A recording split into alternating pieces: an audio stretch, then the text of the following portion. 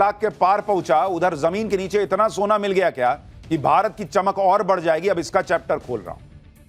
Trump से tariff war के बीच PM Modi के हाथ क्या ऐसा खजाना लग गया है जिससे ट्रंप और राहुल गांधी दोनों का विकेट गिरना तय माना जा रहा है? आज ये चैप्टर आपके लिए लेकर आया। डोनाल्ड ट्रंप तो पाकिस्तान में तेल का खजाना तलाश रहे थे, लेकिन असली खजाना तो पीएम मोदी के हाथ लग गया, यह कहा जा रहा है। यह कौन सा खजाना है, इसे जानकर डोनाल्ड ट्रंप भी चौंक जाएंगे कि बॉस असल जैकपॉट तो भारत का लगा है। वो भी ऐसा जैकपॉट जो ट्रंप की टैरिफ, पेनल्टी, सारी धमकियों को धुआं धुआं कर सकता है। ऐसा खजाना जो किस्मत पलट सकता है, भारत की रॉकेट बनी इकोनॉमी को और तेज रफ्तार दे सकता है, भारत को फिर से सोने की चिड़िया बना सकता है। और ऐसा इसलिए कहा जा रहा है क्योंकि भारत में सोने के बड़े भंडार का पता चला है। ऐसी खबरें हैं। यह सोने का भंडार करीब 250 एकड़ में फैला हुआ है। यहां लाखों टन सोना मिलने की संभावना जताई गई है। और अगर यह हो गया तो बॉस भारत के लिए समझिए जैकपॉट लगने जैसा होगा। सोने का भंडार मिलने का मतलब है भारत के हाथ कुबेर का खजाना लग जाना। जिस कच्चे तेल और डॉलर के लिए ट्रंप इस वक्त लड़ भिड़ रहे हैं, उससे ज्यादा कीमती गोल्ड के भंडार की खोज भारत में होने का दावा किया जा रहा है। और गोल्ड वो चीज है जो किसी देश की आर्थिक ताकत तय करती है। कोई देश कितना संपन्न है, उसका एक पैमाना उसका गोल्ड रिजर्व भी होता है। आर्थिक संकट के वक्त किसी देश के उसके सोने के भंडार ही उसको बचाते हैं। और सिर्फ गोल्ड ही नहीं, इस वक्त रेयर अर्थ मटेरियल भी किसी सोने से कम नहीं है। और प्रधानमंत्री मोदी उसको खोजने के लिए भी युद्ध स्तर पर काम कर रहे हैं। पीएम मोदी देश के लिए और क्या क्या खजाना तलाश करवा रहे हैं, जमीन से लेकर समंदर के अंदर भारत कौन कौन से खजाने तलाश रहा है, देश के किस हिस्से में सोने के भंडार मिलने का दावा किया जा रहा है, यह सब आपको बताऊंगा। लेकिन पहले भारत के हाथ लगे नए जैकपॉट के दावे की एक झलक देखिए।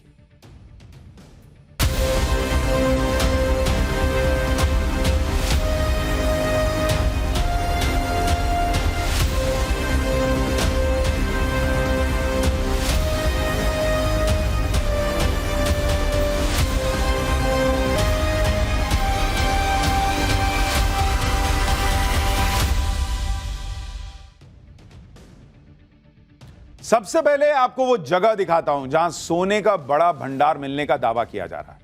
यह मध्य प्रदेश का मैप है। इसमें एक जिला है जबलपुर, जहां सीहोर तहसील के बेला और बिनैका गांव में सोने के भंडार मिलने का दावा किया जा रहा है। पिछले कई सालों से इस इलाके में सोने का भंडार तलाशने के लिए सैंपलिंग का काम चल रहा है और दावा किया जा रहा है कि भूवैज्ञानिकों ने सैंपल्स में सोना मिलने की पुष्टि भी कर दी है। मध्य प्रदेश के जबलपुर में मिले सोने के भंडार को जैकपॉट क्यों कहा जा रहा है, इसकी इस डिटेल सुनेंगे तो खुद ही समझ जाएंगे। जबलपुर में लाखों टन सोना मिलने का अनुमान है और अगर 1 टन का हिसाब लगाएं तो 1 टन में 1000 किलो होता है। और आज की तारीख में 10 ग्राम सोने की कीमत 1 लाख रुपए के पार पहुंच चुकी है। इस हिसाब से 1 किलो सोने की कीमत 1 करोड़ रुपए से ज्यादा होती है और 1 टन सोने की कीमत 1000 करोड़ रुपए से ज्यादा। इससे अंदाजा आप लगा सकते हैं कि अगर लाखों टन सोना मिल गया तो उसकी कीमत क्या होगी। हालांकि अभी यह अनुमान है, कितना लाख टन मिलेगा, 1000 टन मिलेगा, यह तो बाद में पता चलेगा। लेकिन दावा किया जा रहा है कि भारत के हाथ हो सकता है जैकपॉट लग गया। अभी तक भारत में किस राज्य में गोल्ड ओर के सबसे ज्यादा रिसोर्सेज मौजूद हैं, यह भी आपको बता देता हूं। जैसे बिहार में 44%, राजस्थान में 25% और कर्नाटक में 21%। इस लिस्ट में पहले ओडिशा का नाम जुड़ा और अब मध्य प्रदेश का नाम भी शामिल हो गया है। हालांकि भारत में इस वक्त 3 खदानों से सोना निकाला जाता है। इसमें से 2 खदानें कर्नाटक में हैं। कर्नाटक के रायचूर जिले में हुट्टी और ऊटी गोल्ड माइन है। एक गोल्ड माइन झारखंड के पूर्वी सिंहभूम जिले में है जिसका नाम हीराबुद्दीनी गोल्ड माइन है। लेकिन इन गोल्ड माइन से निकलने वाला सोना भारत के सालाना सोने की खपत का मात्र 0.5% से भी कम है। भारत में हर साल करीब 1.6 टन सोने का उत्पादन होता है, जबकि सालाना खपत करीब 782 टन है। जबलपुर में सोने का बड़ा भंडार मिलने का जो दावा किया जा रहा है वो भारत के लिए जैकपॉट हो सकता है, क्योंकि भले ही डॉलर दुनिया पर राज करता हो, लेकिन इसकी कीमत में उतार चढ़ाव आता रहता है। जब से ट्रंप दूसरी बार अमेरिका के राष्ट्रपति बने हैं, तब से डॉलर भी लगातार कमजोर हो रहा है और जब जब डॉलर ने गोते लगाए हैं, दुनिया की कई इकोनॉमी बर्बाद हुई। ऐसे में किसी भी देश की इकोनॉमी को मजबूत बनाए रखने के लिए गोल्ड बहुत इंपॉर्टेंट हो जाता है।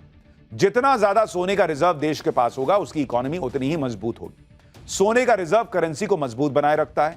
मजबूत करेंसी से इंपोर्ट एक्सपोर्ट आसानी से होता है, जिससे ट्रेड बढ़ जाता है। ट्रेड की बढ़ोतरी से ओवरऑल इन्फ्लेशन कम होती है और जीडीपी भी बढ़ती है। अब यह भी देखिए कि जो ट्रंप आज भारत की इकोनॉमी को डेड इकोनॉमी बता रहे हैं और ट्रेड डील के टैरिफ की धमकी दे रहे हैं, वो अमेरिका आज दुनिया में नंबर 1 है, क्योंकि उसके पास दुनिया का सबसे ज्यादा गोल्ड रिजर्व है। अलग अलग रिपोर्ट्स के मुताबिक अमेरिकी सेंट्रल बैंक में दिसंबर 2024 तक 8,133 टन सोने का रिजर्व मौजूद है।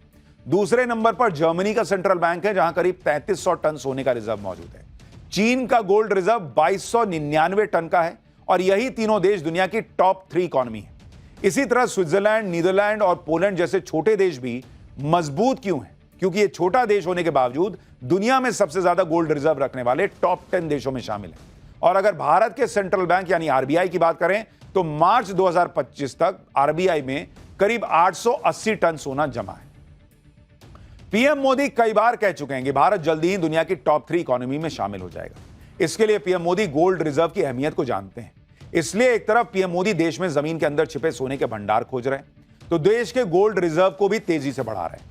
यही वजह है कि भारत भी आज दुनिया के टॉप 10 गोल्ड रिजर्व देशों में शामिल हो चुका है।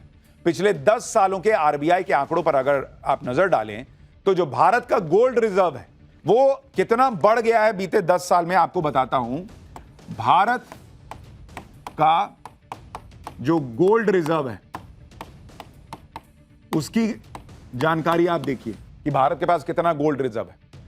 30 जून 2015 इस वक्त तक भारत के पास कितना था?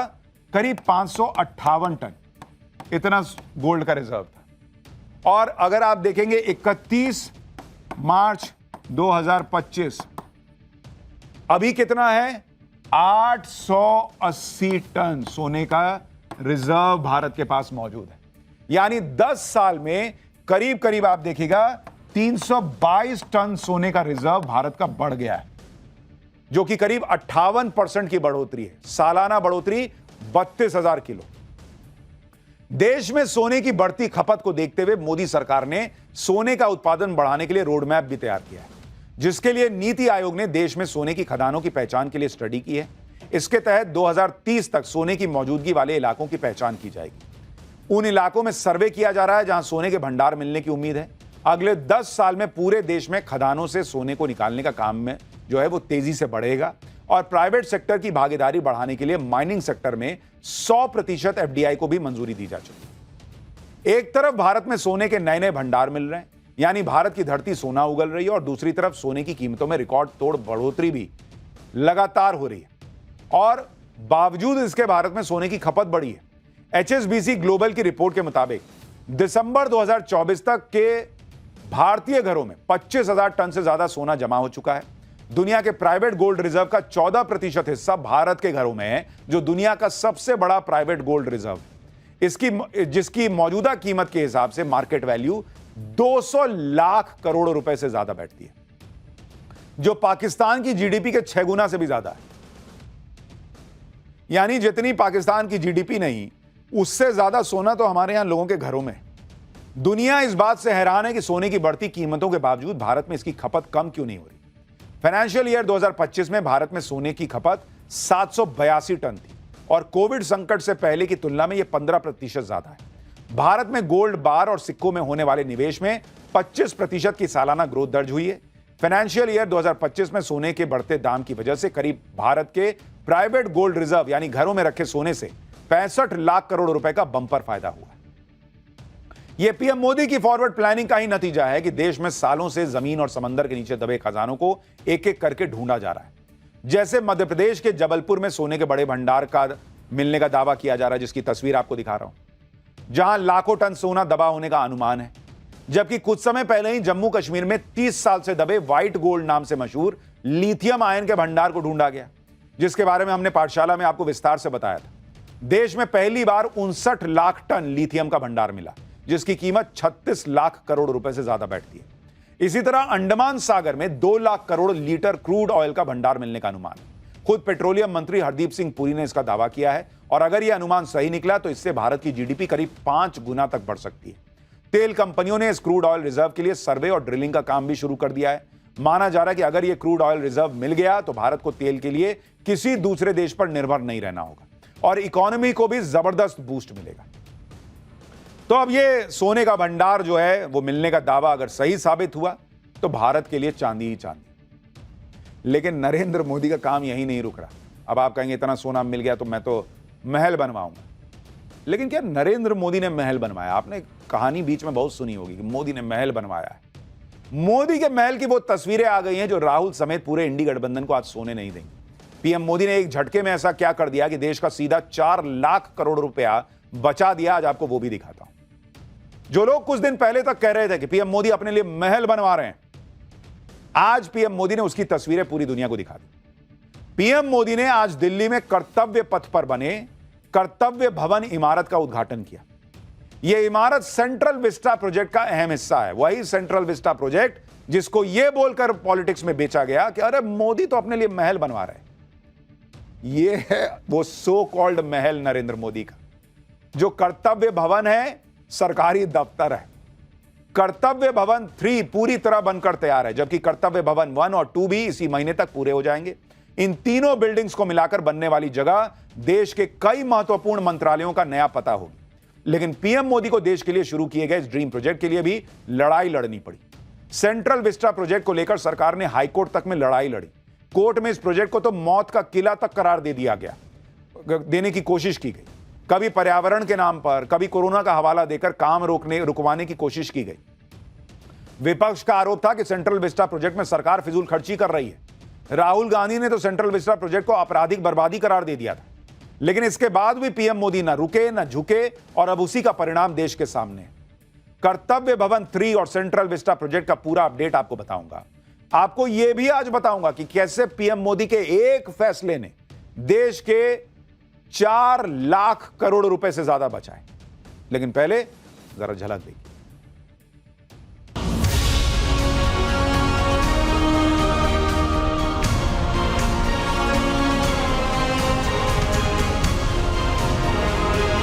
जहां कर्मचारी सहज हो, फैसले तेज हो और सेवाएं सुगम हो।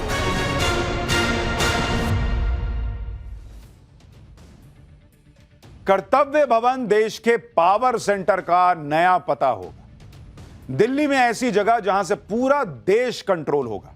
देश के सभी 51 मंत्रालय और विभाग एक ही जगह, एक ही छत के नीचे हों। उसी सेंट्रल विस्टा में बनने वाली पहली बिल्डिंग का आज पीएम मोदी ने उद्घाटन कर दिया। उद्घाटन कार्यक्रम के बाद पीएम मोदी बिल्डिंग के कंट्रोल सेंटर पहुंचे, जहां उन्होंने एक एक चीज की डिटेल जानकारी ली। पीएम मोदी जो भी करते हैं बड़ी शिद्दत के साथ करते हैं और यह प्रोजेक्ट तो ऐसा है जो देश के भविष्य की बुनियाद को मजबूत करेगा। आप तस्वीर देखिए बॉस। सरकारी दफ्तर का मतलब लोग सोचते थे मोटी मोटी फाइलें, कचरा, गंदगी, एकदम जैसे प्राइवेट ऑर्गेनाइजेशंस होते हैं चक चक, वैसा सरकारी दफ्तर बना दिया है नरेंद्र मोदी। ये आप तस्वीरें देखिए बॉस। मॉनिटरिंग के लिए पूरी स्क्रीन लगी हुई है। पीएम मोदी ने सेंट्रल विस्टा प्रोजेक्ट के डेवलपमेंट की पूरी जानकारी आज ली। प्रोजेक्ट कहां तक पहुंचा, कितना काम बाकी है, क्योंकि वो खुद ही इस पूरे प्रोजेक्ट को अब मॉनिटर भी कर रहा है। पीएम मोदी ने सरकारी दफ्तरों में सिर्फ वर्क कल्चर ही नहीं बदला है, बल्कि वर्क प्लेस को भी बदल कर रख दिया है। पहले सरकारी ऑफिस की हालत कैसे होती थी, ये किसी से छिपा नहीं है। उसी पुराने सिस्टम को पीएम मोदी बदल रहे हैं। ऐसी हाईटेक बिल्डिंग और उसमें हाईटेक सिस्टम है जिन्हें सुनकर आप चौंक जाएंगे। जिस कर्तव्य भवन 3 की बिल्डिंग का आज पीएम मोदी ने उद्घाटन किया है, उसमें 2 बेसमेंट और 7 फ्लोर है। इस भवन में 850 ऑफिस रूम है, 850, 24 बड़े कॉन्फ्रेंस हॉल हैं, 26 छोटे कॉन्फ्रेंस हॉल हैं, 67 मीटिंग रूम है, 27 लिफ्ट हैं, 2 एस्केलेटर हैं, योगा सेंटर है, क्रैश है जो बच्चे को आप रखते हैं वहां पर काम करने के लिए, मेडिकल रूम है, कैफे है, 600 गाड़ियों की पार्किंग की